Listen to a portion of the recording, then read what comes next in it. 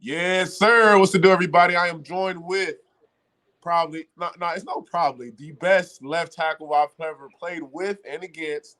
Four-time CFL West All-Star, two-time CFL All-Star, uh, 2022 CFL All-Star, Temple University alum, one of the funniest Twitter accounts you could ever find out there.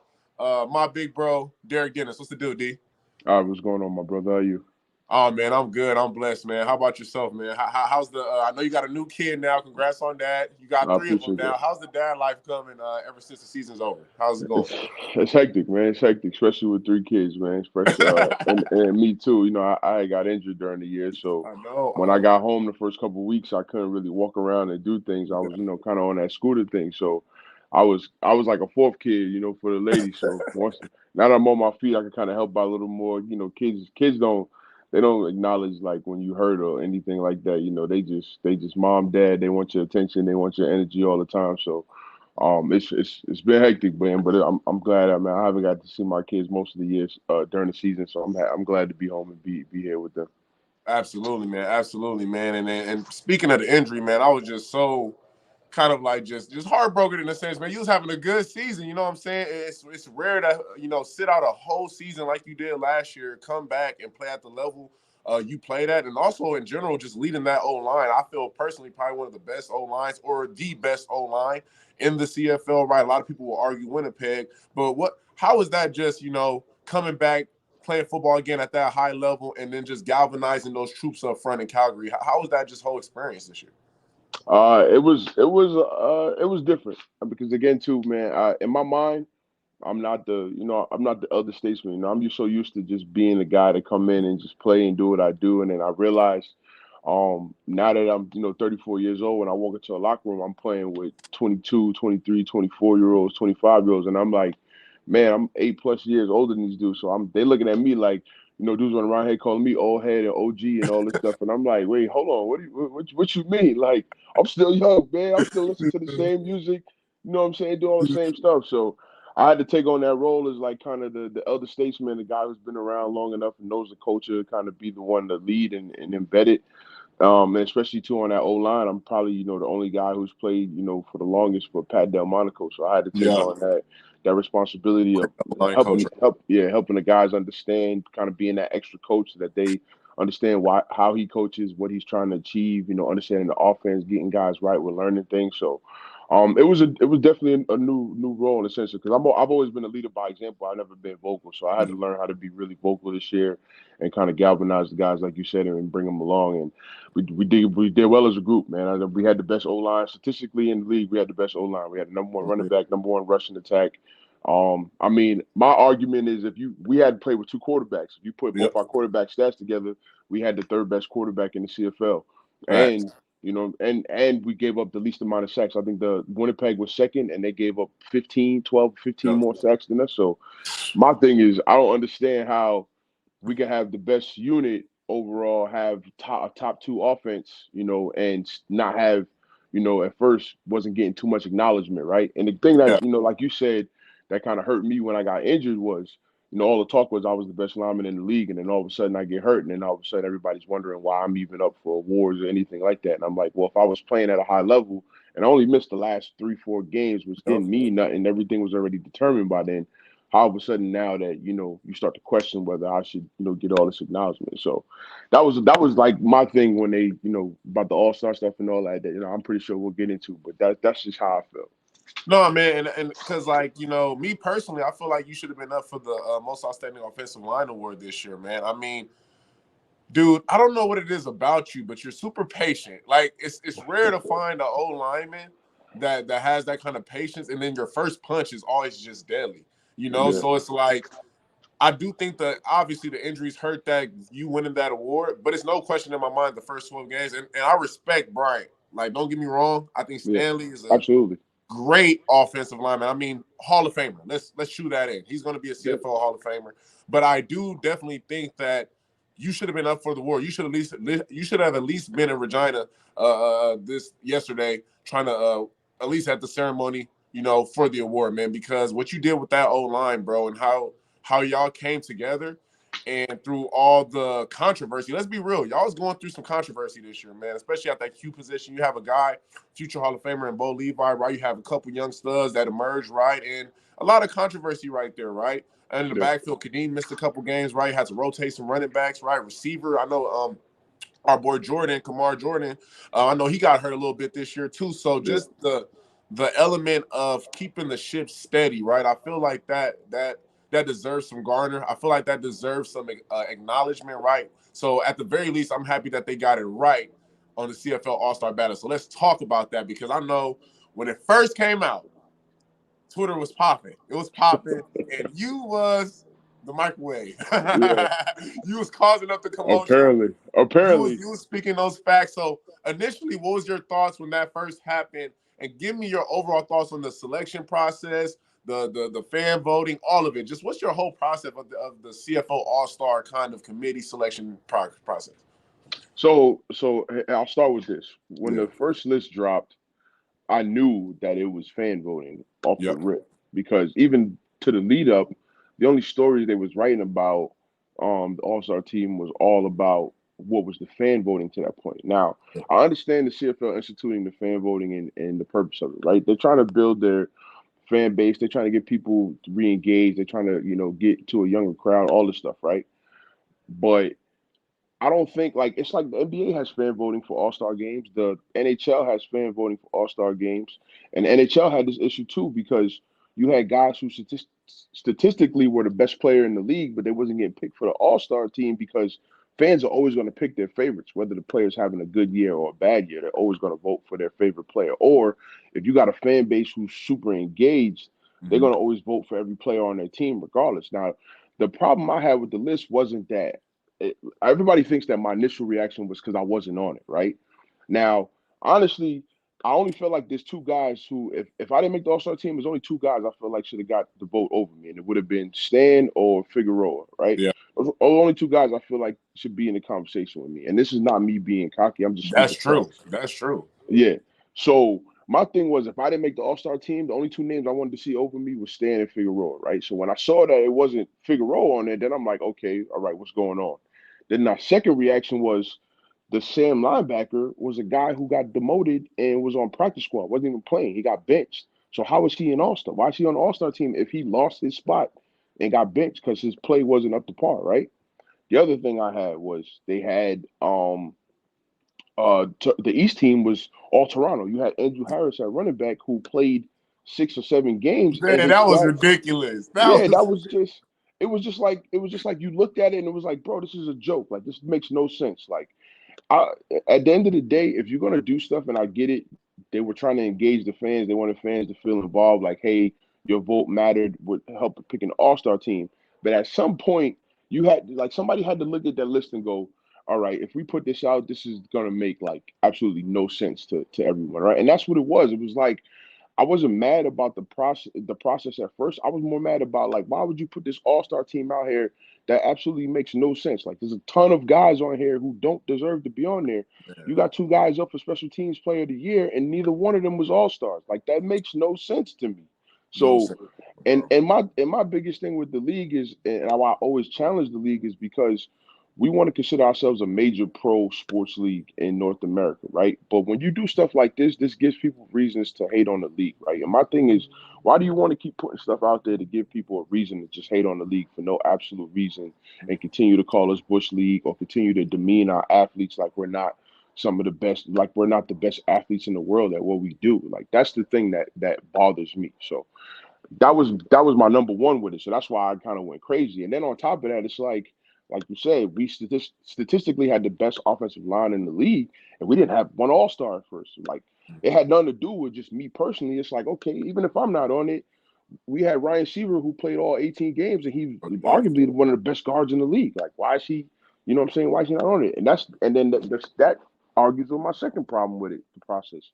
We got media who vote on All-Star teams, and they don't watch every game. They don't watch every player. They don't Right. watch every position.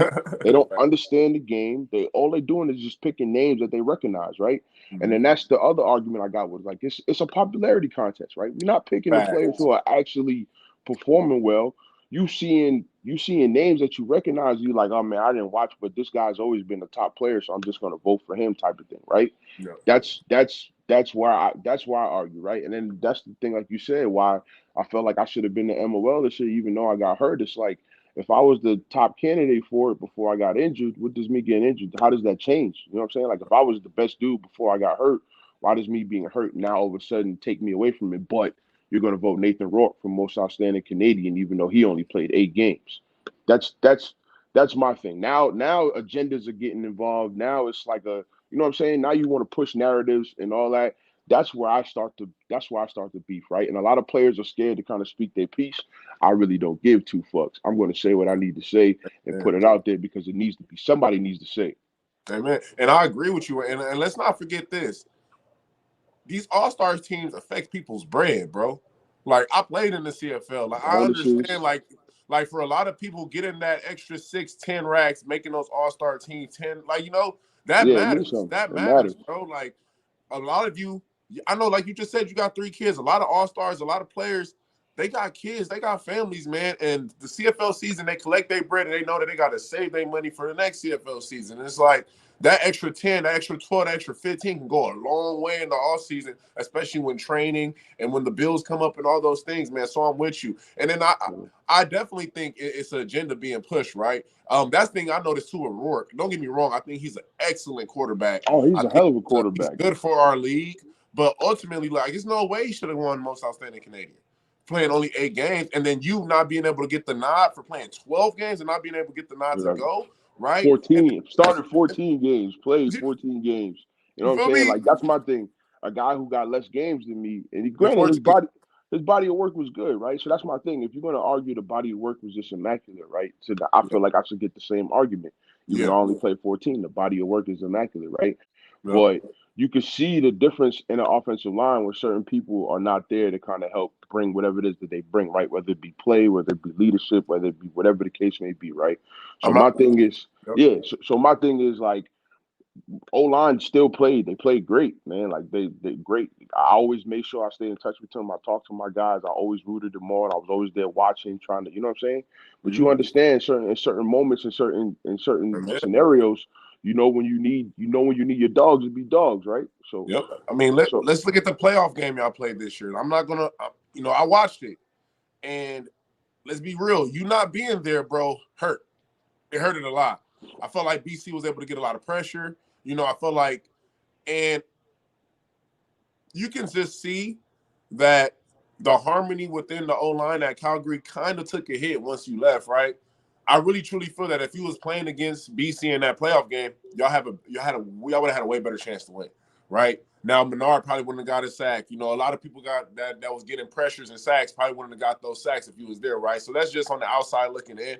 I mean, I'm just excited that you got that taste again this year, and I know next year you're gonna come back even better. Let's go ahead and move on, D. Let's move on to the playoff structure in the CFL, right? Me personally, I'm not a big fan of it because sometimes, and not quite this year, but some years you have some teams that's not deserving to make playoffs when you got a couple teams out west that deserve to make playoffs, but since they out west, they don't make the playoffs, right? So what do you think about the CFL playoffs overall? And if you did change anything, what would that change be? I think the biggest thing with the playoff format is I think that the better records should have like higher seeds, right?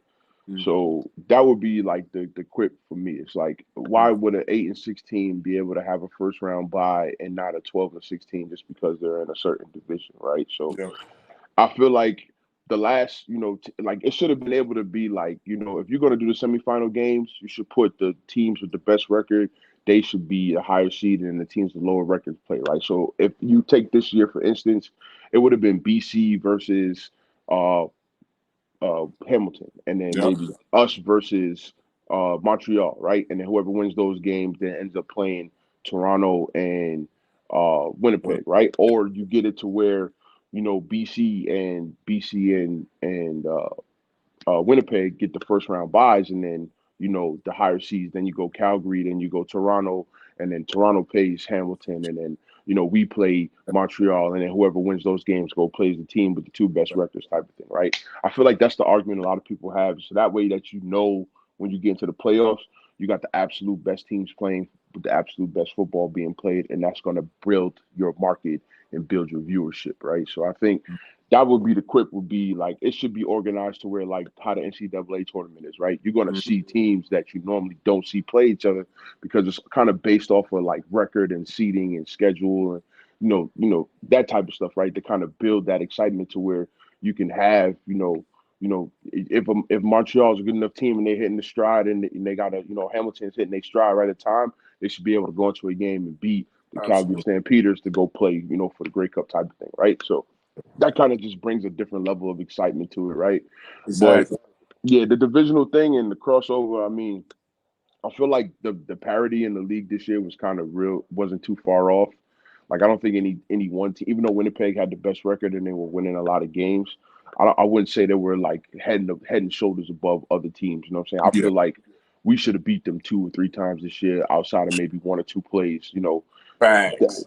So Facts. so that's my thing. Is like even though they had a much better record than us, I didn't feel like Winnipeg was like head and shoulders better than everybody like I did when I watched the season last year. So Yeah. that would probably be the biggest thing with the playoff picture is just kind of trying to seed it a little better so that you get the absolute best football and the absolute best teams are in it to the end and vying for that championship. So before I get your Grey Cup pick, something just popped in my mind. Obviously, we're in the era of football G League. I'm gonna say it like that in a sense, right? Yeah. I do think XFL, USFL has a lot more talent than the NBA G League, but let's not sleep on the NBA G League because there's some ballers in the NBA G Yeah. League too, just like it's about to be some ballers in the XFL and the USFL. What realistic threat do you think the XFL and the USFL pose to the CFL, particularly with the American talent? The biggest threat is that it's going to make it harder for them to get American guys to commit to the CFL for long term, right? The CFL contracts are kind of more like once you sign it, you got to be up there for at least 2 to 3 years before you Yeah. get that freedom to kind of bounce around, right? Now they did the last CBA, they instituted the NFL window, so guys do have that little 2 month grace period to try to get on with the NFL, even though they may be under contract with a CFL team, right? But then you got to go through the process of getting your team to let you work out and them releasing you from the deal or, going through all that stuff, right? And there's stuff in there that make it a little easier on guys. Like Yeah. if you got a legitimate NFL shot and it's something legit, team got to let you go do it type of thing, right? But they try to word it to where it's guys, it's not like, hey, I got an NFL workout so they can get out of the deal and then they get out the deal and then they go sign with another CFL team before free agency starts, right? That's what they try to avoid, that type of stuff. Because there were situations like that happened in the past. So, Absolutely. I would say the biggest threat is just, and that's me because I played in these other leagues. Like I played in the XFL, Yep. so I've talked to guys. Guys have asked me questions like, "What's the CFL like? Like, what happens when you go up there?" And a lot of American guys just don't want to go to Canada. One, because they don't want to leave home. Two, they don't want to deal with that exchange rate and deal with money and not, having to make Canadian money and then figuring out how to make that switch to American dollars and then filing taxes and doing all that other stuff that you got to do. And then also they don't want to deal with the fact of the ratio. They don't Man. want to have to go up there and have to worry about if they're going to play or not, because the whole purpose of these leagues, what a lot of guys want to play in these leagues for, is they want film. They want film to send it to these NFL teams so they can get another shot in the league or shine with a team, right? And if you got to go, if you're a receiver or prime example, running back who goes up there and your team has a Canadian running back, well, if you're an American running back, probably not going to make the team, probably not going to play much, right? Or if you got certain positions where an old lineman goes down and now they got to play an American old lineman, well, now they got to take an American receiver off or they got to take an American running back off and they got to put a Canadian on, right? So now you're losing reps, you're losing money. Dudes don't want to deal with that, right? So that's the biggest thing that they got to compete with, is that they're going to have to compete with American talent. And for guys who don't understand what that ratio thing means and they realize what it is, that's what turns a lot of guys off. Like, yeah, I'd rather go play down south. Now, I hear guys say it all the time, like that's on practice squad or whatever. Like, man, I'm glad there's 2 other options. I'm gonna try to go see if I can get on with those type of thing, right? So that's the thing. That's what they got to compete with right now. Yeah, man. It's like for me personally, man, I feel like, I wish there was an XFL, USFL after I got cut from the Falcons, right? Or after my year at BC or Montreal, because it's like, let's be real, especially when you're earlier in your CFL days, like when you first get into the league, your whole mindset is like, I'm trying to get in, get out. Now, when you get to year 3, year 4, year 5, and you appreciate Canada, right? You appreciate the history of the CFL. You appreciate the ball in the CFL, because one thing I feel, and I know you got to get going. I'm sorry I left you over. We said No, you good. this No, was going you to be good. 10 minutes. It's You like good, 20 bro. minutes. You good. You It's good, bro. great conversation. Yeah. But like, I think that it takes time for you to appreciate the authenticity of the CFL, right? The history of the CFL. But when you in them early years, it's just like, man, I'm trying to get in, get out, right? So, maybe in the new when the new CBA, I think it's in a year or two, y'all have those negotiations again. Maybe when you see a lot of American talent staying down south, maybe some things will change as far as the ratio. Maybe some things will change as far as contracts, right? But for now, I do think they pose a big threat. Okay, so now this is the big question, right? Toronto, Winnipeg, Toronto Argos, right? Some of your former coaches in Calgary, the coaches there, Coach Mm-hmm. Mace. I forgot the head coach name, but I Dinwiddie. know he was there when we Dinwiddie. was in Calgary. Yeah, He's Dinwiddie. like or something, right? And he's the head coach there. You Yeah. got Coach Bell there, who was the DB coach in Calgary, and then You got obviously you Pete got some of your Costanzo. boys Pete out in Calgary. Costanzo. You feel so? That's a Calgary staff, man. We call It's them Calgary. Calgary It's East. Calgary East, man. I call them Calgary East. Calgary East. Yeah. So you got your boys in there, and then you got them Blue Bombers, who, let's be real, the last 3 years, the last 2 years in particular, dominated the CFL, winning Grey Cups back to back. They're going for the three-peat like Yeah. Shaq and Kobe, right? So, what's your pick? Keys to the game, and overall, who do you think? Who's going to win? Who's going to dominate? I mean, to be honestly, the game is not it's not that off to me in the sense of like matchups. Yeah. I think the biggest thing is going to be, and this is because I'm an old lineman, it's going to be trench play, man. It's going to decide the game. Honestly, because you got to think about it. Winnipeg's front seven is the strength of their defense, right? So, Yep. if you let even though they didn't have great years, Willie and Jeffco didn't have great years, but they're still guys who, in a one game situation, if you let them get hot, they can wreak havoc, Absolutely. right? Absolutely. They got a Hall of Fame linebacker in Big Hill, and they got a great, I think the weak point of their defense is their DBs, right? And the Mm-hmm. passing game, right? And Toronto is a passing offense. Now, Yep. here's the X factor: it's the weather. It's going to be depending on how cold or how snowy it's going to be. That's going to affect it, right?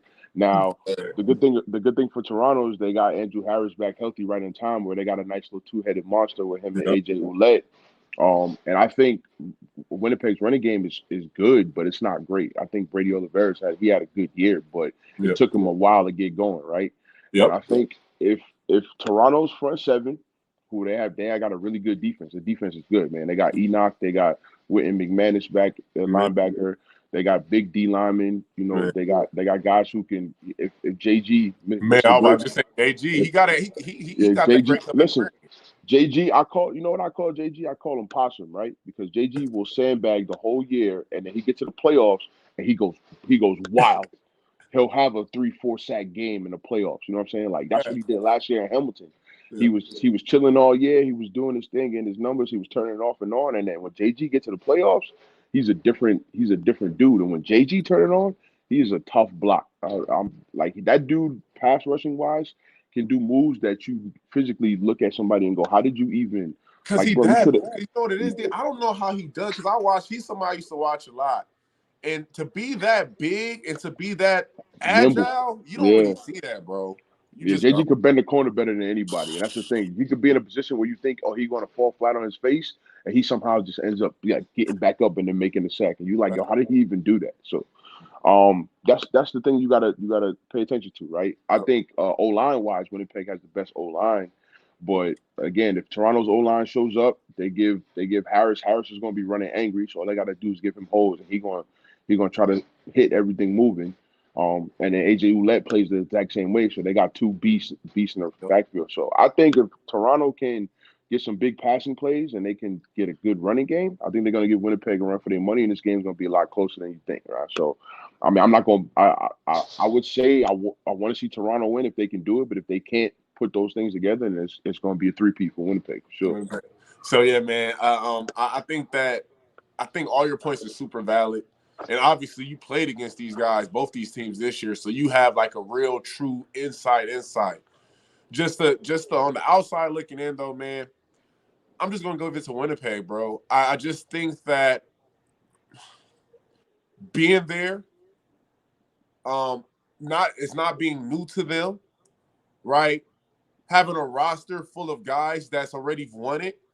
You Yeah. talk about the secondary in Winnipeg, right? But I believe in guys like Winston Rose to show up in big games like this, right? I believe in the guys like Willie J, Jeffco, right? Especially even Big Hill, right? In games like this, getting pressure on the Q, right?